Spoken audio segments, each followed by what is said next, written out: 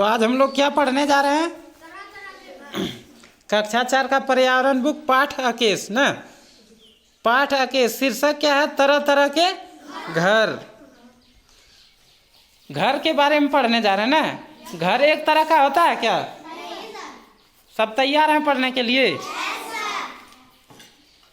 पवन और सोनम घर बनाने का खेल खेल रहे थे। चित्र में देख रहे हैं पवन और सोनम, ठीक। दोनों लड़का लड़की क्या कर रहे थे? घर बनाने का खेल खेल रहे थे। चित्र में देखिए दो छतरी है। क्या है? छतरी है, उसके ऊपर से एक कपड़ा ढका हुआ है। क्या ढका हुआ है? और घर बनाने का खेल खेल रहे थे। क्या खेल रहे थे? उन्होंने दो बड़ी छतरियों को खोल रखा था। पवन और सोनम दोनों क्या कर रखा था?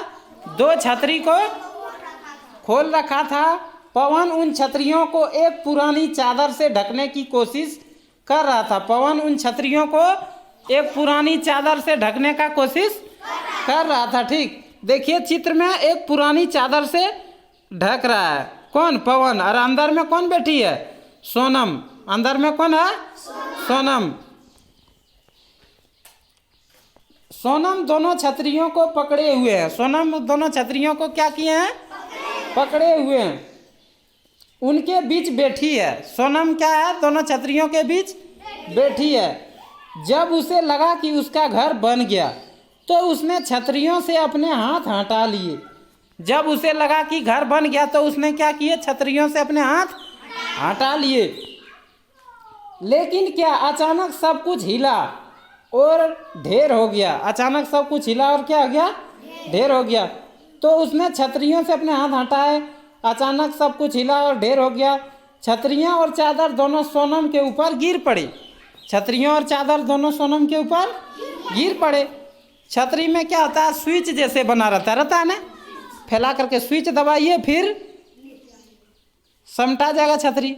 फिर फैलाइएगा तो स्विच के ऊपर करना होगा, उसको करना होगा ना। तो गिर पड़े तो जमा हो गया चादर, सोनम के ऊपर गिर पड़ा। पवन ने पूछा, सोनम तुम्हें चोट तो ना लगी? पवन ने क्या पूछा? तुम्हें चोट तो ना लगी? सोनम ने कहा नहीं। सोनम क्या जवाब दिया? नहीं, चोट नहीं लगा। लेकिन पवन हमें इसे मजबूत घर की जरूरत है। पवन क्या बोला? इससे मजबूत घर की जरूरत है। तुम सही कह रही हो सोनम, पवन ने कहा। इतना बड़ा घर जिसमें हम दोनों आराम से बैठ सकें। पवन क्या कहा? इतना बड़ा घर जिसमें हम आराम से बैठ सकें। तो दोनों में क्या हो रहा था? बातचीत हो रहा था ना। और लोग तरह तरह के घर बनाते हैं। तभी दादाजी आकर अब उनके पास बैठ गए और बोले, लोग तरह तरह के घर बनाते हैं। घर एक तरह का होता है क्या? घर अनेक तरह का होता है। उनका घर मजबूत रहे इसका भी वे पूरा ध्यान रखते हैं। आपके आसपास किस किस तरह के घर हैं? वो पूछ रहा है। मिट्टी और पत्थर के बने घर। एक नंबर में क्या है? मिट्टी और पत्थर के बने घर। ईंट और सीमेंट के बने कच्ची छत वाले, ईंट और सीमेंट के बने पक्की छत वाले, घास फूस के बने घर, झोपड़ी भी है, पक्के मकान भी है, खपरेल का मकान है ना। अब चित्र में देखिए घर बन रहा है। यहाँ क्या हो रहा है? कहता है इन घरों को बनाने के लिए कौन कौन सामग्री की जरूरत होती है? कौन कौन सामग्री का जरूरत होता है? ईंट, बालू, सीमेंट, गिट्टी, छड़, ये सब चीज़ का जरूरी होता है ना। लकड़ी, तो ये सब चीज़ घर बनाने के लिए जरूरत होता है। अब है घर बनाने में किन किन लोगों की मदद की जरूरत है? राजमिस्त्री का जरूरत है ना, बढ़ई का जरूरत है, लोहार का जरूरी है जो गेट बनाएगा, खिड़की बनाएगा, वायरिंग करने वाला जरूरी है। तो तरह तरह का सब जितना मिस्त्री है सबका जरूरी पड़ेगा ना। सोनम दादाजी से बोली, क्या आपके समय अभी की तरह के घर होते थे? दादाजी ने बताया, हमारे समय आज की तरह पक्के का घर देखने को मिलते थे। पहले पक्के का घर ज़्यादा देखने को मिलता था क्या? नहीं। हमारे समय में आज की तरह पक्के का घर नहीं मिलते थे। कौन बोले? दादाजी बोले।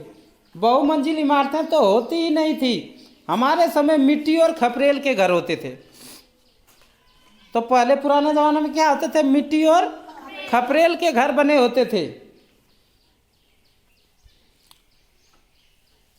पक्के का घर कम देखने को मिलते थे। बहुमंजिल इमारतें तो होती नहीं थी। हमारे समय मिट्टी और खपरेल के घर होते थे। पवन बोला, अरे हाँ, जब मैं गर्मी की छुट्टी में चाचा जी के पास पटना गया था तो बहुत सारी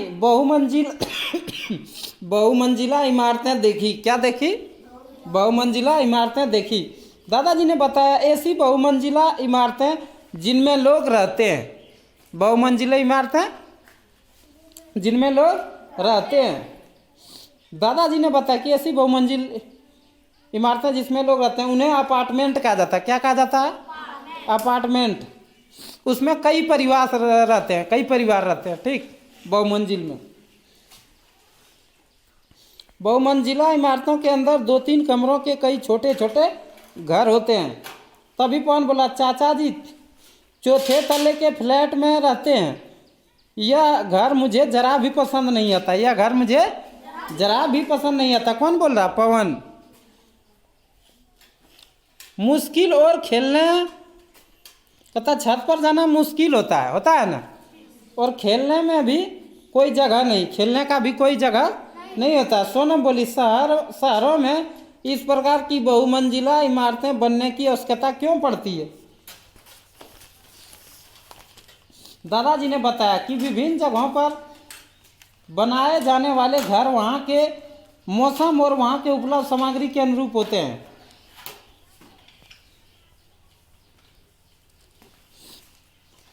उन्होंने एक किताब में जगह जगह मिलने वाले घरों के चित्र दिखाए। सोना ने पूछा, दादाजी ऐसे घर कहाँ कहाँ मिलते हैं? देखिए चित्र में लकड़ी का घर बना हुआ, बना है ना, बांस का खूंटा पर बना है। यह घर कहाँ मिलता है? असम में मिलता है। कहाँ मिलता है?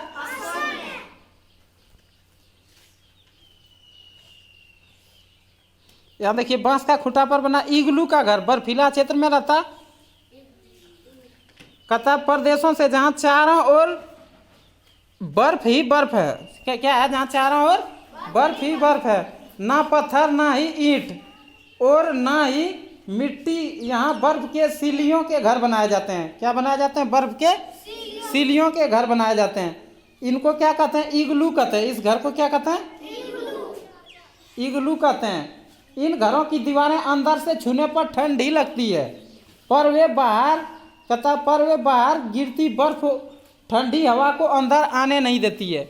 बाहर में जितना बर्फ गिरता है और ठंडी हवा उसको अंदर आने नहीं देती है। तो कैसा लगा कहानी? क्लैप कर दीजिए।